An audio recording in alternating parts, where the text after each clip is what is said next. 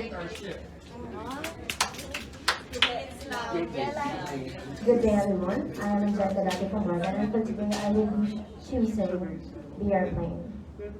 For many millennia, it is the ship that is the primary source of transportation for humans because it helps us sail through the oceans of the earth. But through the ingenuity and genius of humans, we are able now to conquer the skies with the airplane. There is something about seeing the sunset from high up above. It is something that is not meant for the human eyes. Humans do not have wings. We're not supposed to see the sunset or the earth from such a high vantage. The ocean is scary, and conquering it with a ship is admirable indeed. But with an airplane, it's faster, it's sharper, it's sleeker, it's more modern. We try to look for something that is way better, and if we can do something that is better, then we should go for it. That's not to say that the ship and the novelty of sailing a voyage is not something that is enjoyable, but as a woman that is modern, that is cosmopolitan, that is looking for something that is progressive and new, the airplane, conquering the skies and flying through the heavens is a much preferable way of transportation. Thank you so much. Ladies and gentlemen, members of the jury, for today we'll be talking about 3 points about ships, and I would like to correlate it with 3 things. First, ship, as the definition of my highest value, patience. Second is ship as a vessel of blessings, vessels of values, doing, and your purpose to the world. Third, ship as a relationship to people. First point is the ship as patience. As we all know, we are all going through something, and I have always reminded myself that it is not yet my timing. I still have time to do it. I just have to be patient with myself. I just have to trust my timing as a person that I can reach to whatever goal that I am reaching as long as I trust myself that I can do it. Second, ship as a vessel of purpose. We all know that we candidates as Miss World are doing our purpose as a person to make difference in this world. And it is our duty to become the vessel of blessings, not just in our families, but to communities and to the world as well. Third, ship as a relationship to other people. We people should become able to build relationships that will transcend changes, that will educate children, that will change the generation to become a better future for everyone to live in. And as an ending note, I believe that we as humans, we tend to strive to find meanings in life. But we as beauty queens, we strive to give life to these meanings. Thank you.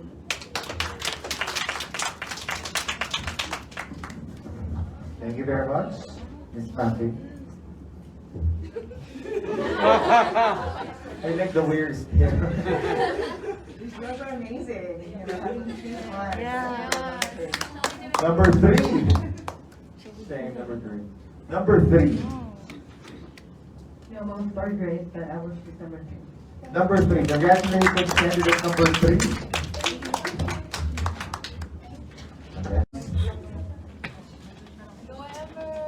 The topic. This is good. This is really good. Live in before marriage or marriage before living together? Which I live in before marriage. So Joy has to go with marriage before living together.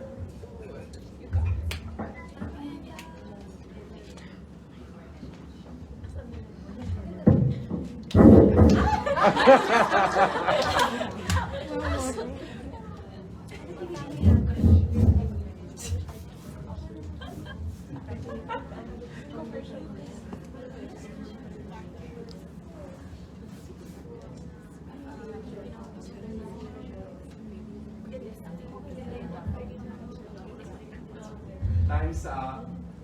Time is up. Amber. I grew up in a broken family. My mother and my father were separated when I was 9 years old. And that took a great toll on my mental health and on how I grew up, but it also built my character. However, growing up as well, I have witnessed my parents get into relationships and break up again, which really for me made me think about love in a different way. Love isn't the same when you're just boyfriend or girlfriend. Love is different when you're married. It's different when you start living with a person. It is not the same as just going out on dates, just going out to have fun. It's different when you have to actually have problems in terms of financial status, in terms of your housing, paying your bills. Everything's so different because that's when the fights start. So I think it is important that you know your partner before you marry them. And I think the only way that you will truly know your partner before you marry them is to live with them. So that you will know each and every characteristic, their personality when they're angry, when they're sad, or when they're happy. Because it is important not only for your relationship, but also for your future children, so that they may not go through what I went through when I was young. Thank you.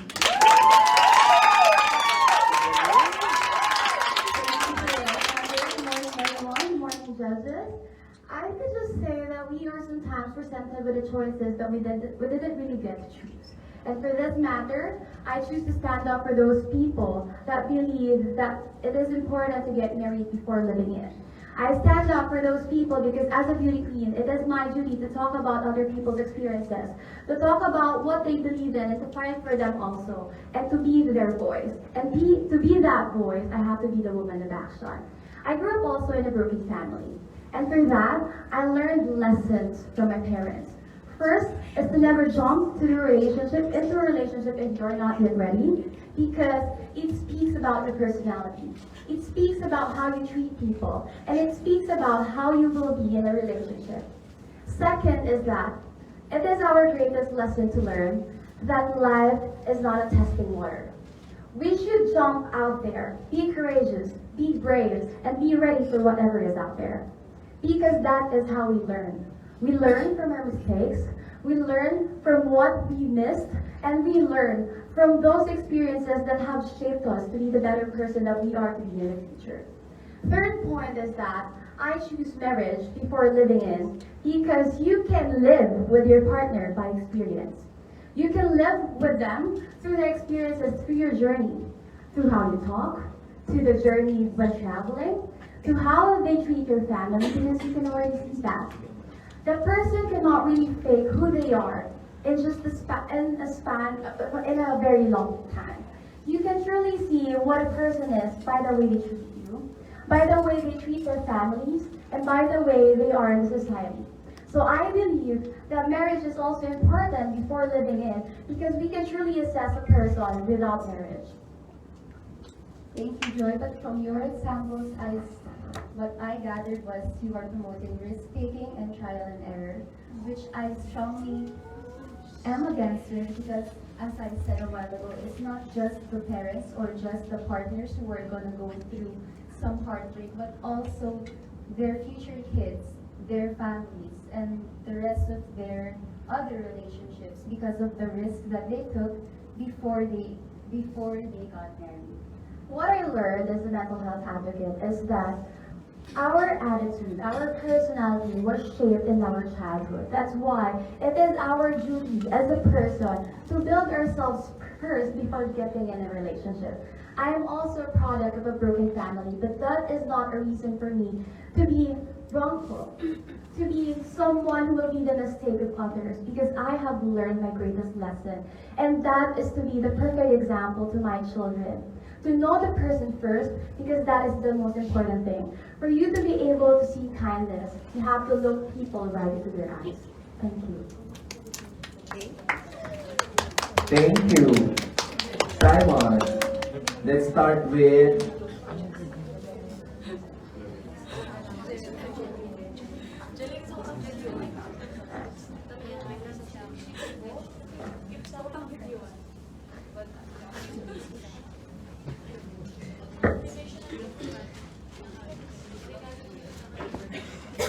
Okay. The winner of this battle is candidate number 3, Joy Barcoma.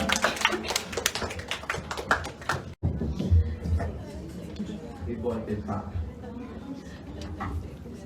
Choose your question or your topic.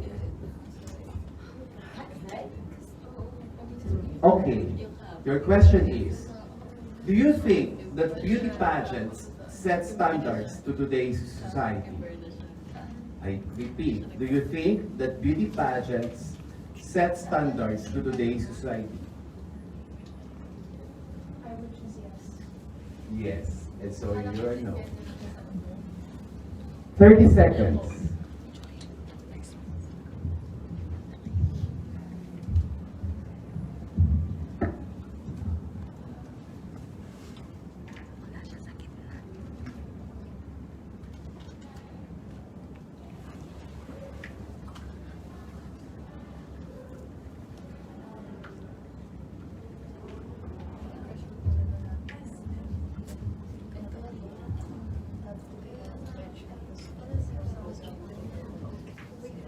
Time's up. Kyle. I have chosen that beauty pageants set standards to today's society, not by the fact that we all are beautiful, we all are beauty queens, but it's because we set standards in the way that we fight for our advocacy. We all know that we're not just here as candidates, as being one of the beautiful ladies here in our country, but because we are fighting for our advocacy that matches with the organization which is beauty with a purpose. And I think that it's about time for people to not give this pageant or any beauty pageants for shallow, or not take it for shallow reasons, that we're not just, or do not take us for a level of face value, because at the end of the day, we're setting standards by the way we speak. We are spokesperson for the advocacies and things that we're fighting for. And I think that we're setting standards by actually standing here and standing and fighting for what we are fighting for and our passion in life. Thank you so much, Kyle. Our advocacies represents breaking standards. Our advocacies, the things that we fight for, break norms. And that is why we're here. Standards are made because we are afraid of changes. Standards are made to make people stagnant. But I believe that we are here, and beauty pageants are here to break standards. We are here to move forward, to create changes, and to bring about the differences that we would like to see in the society, and to bring about positive changes in the world. And I believe we can do that by starting from breaking standards. Standards are set to limit people, and we are here because we believe that we have no limitations.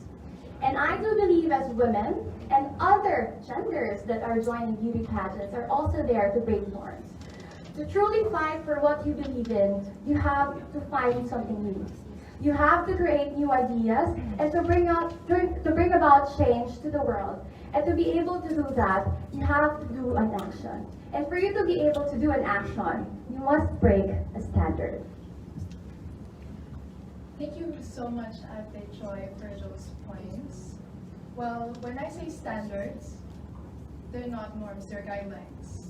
Standards are the things that guide us towards what we really want to, and it has been said. And it doesn't mean that by breaking the norm, we have to break the standards. We're actually setting the standards because we think that it is a guideline for us, that we have to move forward, having that structure, having that fundamental nature of something. And we can't be able to move forward if we won't follow or we won't really learn from the fundamental nature of something, which is standards. I would like to take into consideration the point that she is setting, that standards are guidelines, but I believe that standards are to be taken into deeper meaning. And that is why beauty pageants are made. We are now here to fight for something. We are now here to be the voice of someone who is struggling, someone who is silenced. And to be able to do that, you have to break standards. You do not have to limit yourselves to what the standards are being set for. You have to be able to break that to break the walls, to break the barriers, to know your full potential as a person. And I think beauty pageants are now deeper. Beauty pageants are now progressive. We are now more powerful because we have decided to stand for what we know is right. We decided to break limits. We have decided to set ourselves as the beacon of hope for everyone. We have decided to be the start of a rallying point, and that is the start of breaking standards for me. Okay. Simon. Let's start with Alisa.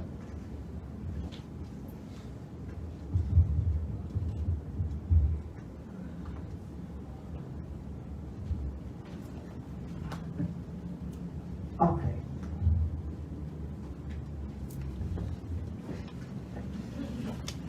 The candidate who advances to the semifinals, tama ba? Semifinals. Hindi pala semifinals. Paano yung second? Isunod na round. Is candidate number 3, Joy Barcoma.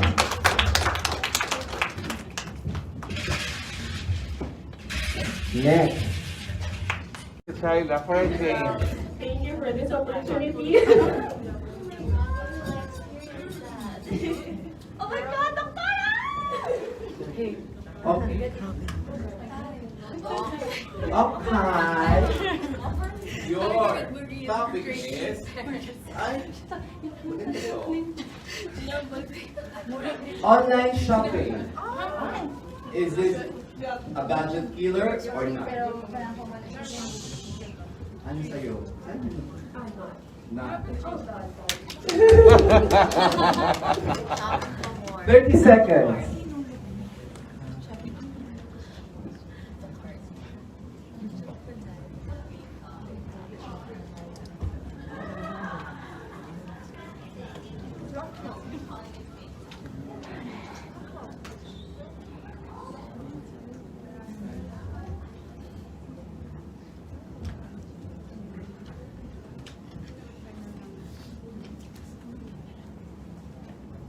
Time is up. Shaila. Good morning, everyone. I am Shaila Reportera. I am a doctor of dental medicine, and I have been financially supporting myself for years now.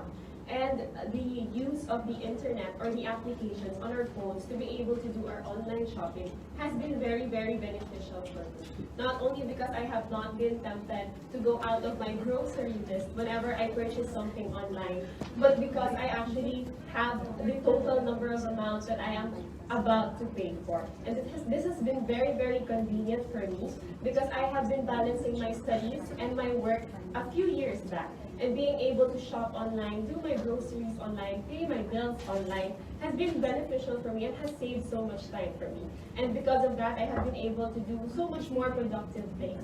I have less things to worry about, and I would like to promote this online shopping that we can use this in a very positive manner, that the responsibility of overspending lies solely on the characteristic of the person, and that the availability of these products does not really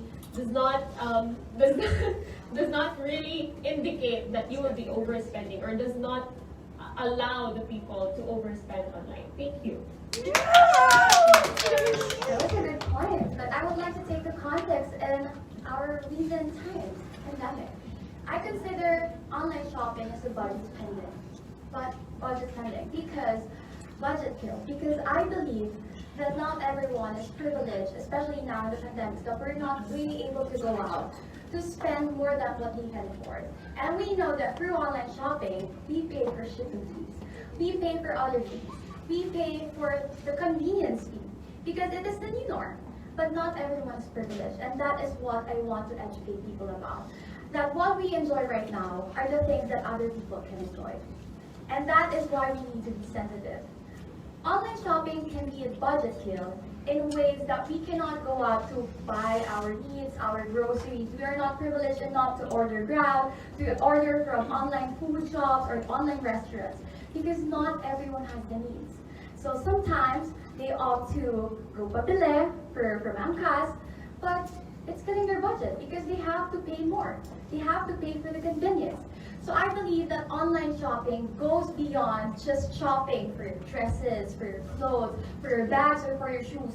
Online shopping in the middle of the pandemic is actually insensitive for me. It's actually not considering the people that do not have the means. And I believe we always have to take into consideration those people that do not have enough. And for me, online shopping, as I would like to put it into context, is not for everyone. Because not everyone is rich. Not everyone is living a comfortable life. And so for me, it is a budget kill because online shopping goes far beyond just buying your clothes or your luxuries. It goes for buying your food, for your daily needs, and I think it really says what you are living for.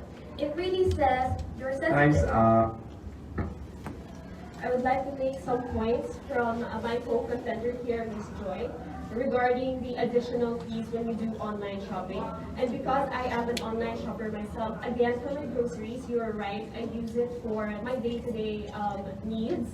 I actually found out that the transportation from my place to the grocery area would cost so much more than paying for the service fee that they actually get from us. And another point is, it is not, she mentioned that it is only for the rich people, which I actually have to disagree. I am not rich. Like I mentioned earlier, I do finance myself and I really take care of the money that I really worked hard for, and I value this money, and therefore I will only stand for something that I truly believe in that would be beneficial for me. And I hope this is also a wake-up call for the government to also bring equal opportunities for every Filipino, good Wi-Fi connections for every Filipino, and so that no one will be left behind, so that all of us can enjoy online shopping properly. Thank you, Shara. I'm not really disagreeing with her points. I'm just pointing out the reason why is it budget kill. And for me, that reason is what you pointed out, that the government should also take into consideration the people that are affected by this. And I believe that not everyone is capable. I'm not just saying that this is just for the rich, but I'm saying this, that this is for the people who live a comfortable life. And we need to take into consideration as beauty queens, as people with purpose, the people that are being left behind, the people that are being overlooked. And as for this, I really stand by my stand that online shopping is a budget kill, especially now in this time, because not everyone has the means, not everyone has the privilege. Thank you. Wow. Ayaw ko talaga mag-judge. And isa.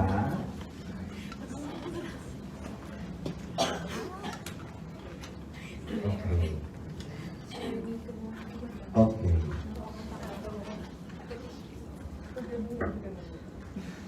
Nakakaloka o ano? Okay. It's again a tie. So both of them Ano ba? semifinals. Akala ko tatlo na lang sila. Lima pa. Okay, break muna tayo para mapahinga yung utak ninyo at para rin makapahinga yung mga judges. Thank you, Alisa, for the pizza. Oh my God! How could your aspirations be an inspiration to others? I repeat, how could your aspirations be an inspiration to others?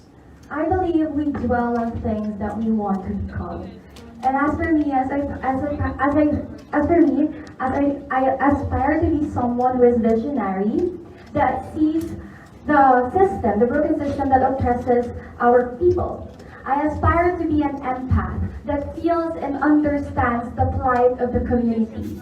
And as for that, I also aspire to be the trailblazer, the one that starts the change, the start the rallying point. And I believe as for that, if I do start to become an empath, a trailblazer, then I'll be the start of the concept of the birth of revolution. A revolution for change, a revolution for purpose, and a revolution for the betterment of the society. Because as for me, being a woman of change, being a woman of action, and being a woman of substance, it is just enough for me to make monumental changes in our history, to become able to make my purpose as fully lived as it should be. Thank you.